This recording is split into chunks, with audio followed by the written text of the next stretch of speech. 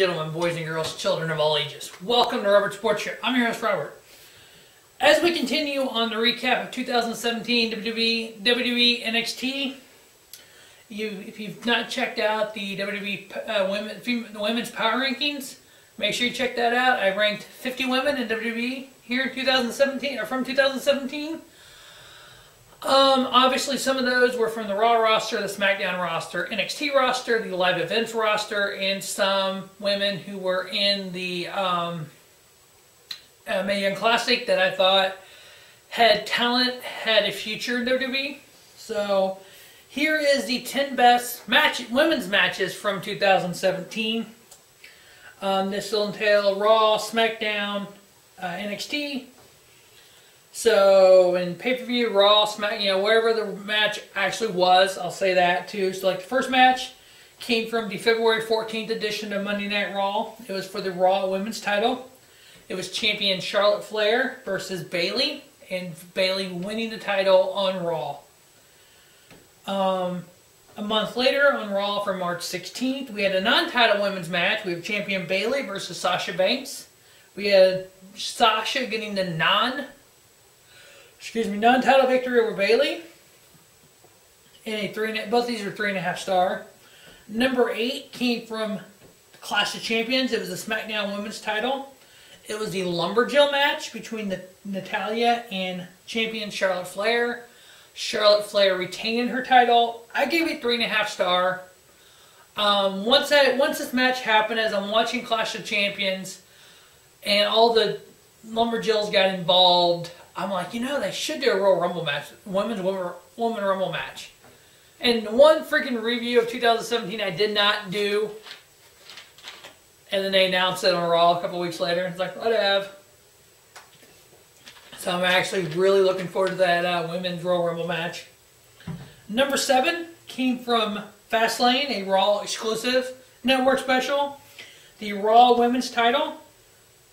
Champion Bayley defending her title versus Charlotte. Bayley retaining her title. Now, 1 month before this at Royal Rumble, Bayley beat Charlotte for the title and ended Charlotte's undefeated streak at pay-per-views. And now here Bayley retained it versus Charlotte. Yeah, this is back when they were kind of pinging the title like every few weeks.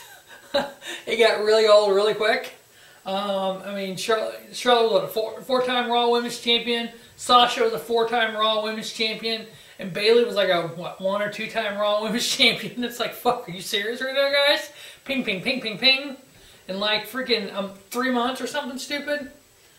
Match was great, 3.5 star. Next, number 6 on the list comes from NXT War Games for the vacated NXT Women's title. Fatal 4-Way, we had Ember Moon versus the Mae Young Classic winner Kairi Sane versus Nikki Cross versus Peyton Royce, part of the iconic duo, the Beautiful People.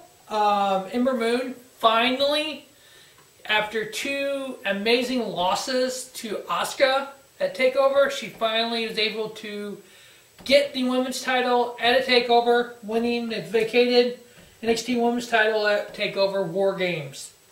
A 3.5 star match. Number 5 on the list comes from Survivor Series. It was the Raw Women's Champion versus the SmackDown Women's Champion. Champion Charlotte versus champion Alexa Bliss. Charlotte getting a victory. I gave it 3 3/4 star. I thought it was really a great women's match. For me at least, trying to rate women's matches compared to men's matches is a little different. I look at a women's match, okay, what have the same criteria as I look at men's matches. How well athletic ability, overall charisma, so it's like, okay, how are they when they do these, moves, these moonsaults, these punches, kicks, etc., dives, whatever it is, does it look good? Are they actually doing it, fairly well? Are they fucking up moves all the time? And that's the way I looked at when I did the women's power rankings. How did when they've done matches, the matches I've watched, from the Mae Young Classic to all the pay-per-views, takeovers, etc., the weekly shows, do they consistently fuck up a match? Do they consistently botch a move? As you go from 1 to 50, you get the top 10, 15, like, very rarely do they botch a move, you know.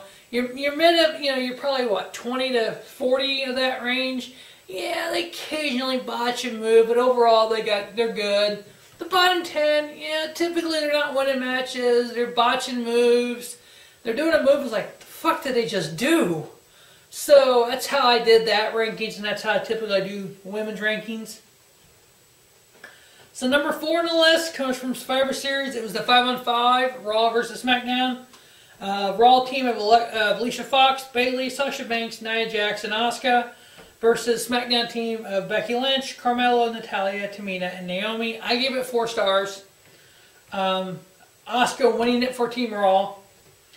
Number 3 on the list comes from NXT TakeOver Brooklyn women's title.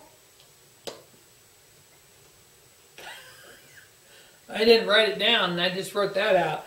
I know it was Asuka versus Ember Moon. Asuka retaining her title, continuing her streak versus Ember Moon. And that was a rematch from NXT Orlando, which was for the women's title, NXT women's title. Asuka versus Ember Moon, and Asuka retaining her title in a 4 1/4 star match.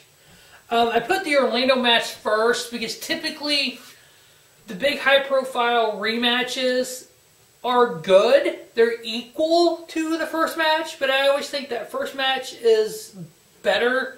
If they're the same rankings, to me the first match should be better because the second match, I've seen this already. The first match, I've never seen this. Same way with Undertaker versus Shawn Michaels, WrestleMania 25 versus WrestleMania 26. 25 is freaking phenomenal. 26 is phenomenal. But 26 basically followed 25. Just like these two matches. Brooklyn 3 followed Orlando. Both 4 1/4 star matches. Both phenomenal. But I got Orlando ranked a little bit higher. And then the best women's match of 2017 came from an edition of NXT Weekly. I believe it was I didn't write the episode down. Go me. I don't know if I have it in here or not. Let me look back in my book here and see if I have that episode. Because if you've not seen it, you're going to want to go see it. And what kind of person am I to tell you where it's at? Let's see here. It was the June 28th edition of NXT Weekly. It was a last women's standing match for the NXT women's title. That was champion Asuka versus Nikki Cross. I gave it 4 1/4 to 4 1/2. Here's why. Last women standing, okay? It's not, you know, hopefully if it's done correctly, it's not going to end in a pinfall in the ring, which it didn't. They went all over the NXT arena. It ended with Asuka coming off a ladder onto Nikki Cross through the announce table. And Nikki Cross couldn't get up from the 10 count. I believe that's how it ended, if I remember correctly. I know that spot happened. So, for them to take that spot, boom, I'm sold. When's the first TLC women's match? Straight up, when is the first TLC women's match? We've seen Hell in a Cell. We've seen ladder matches. We've seen Money in the Bank. We've seen a Royal Rumble match. When's the first women's TLC match?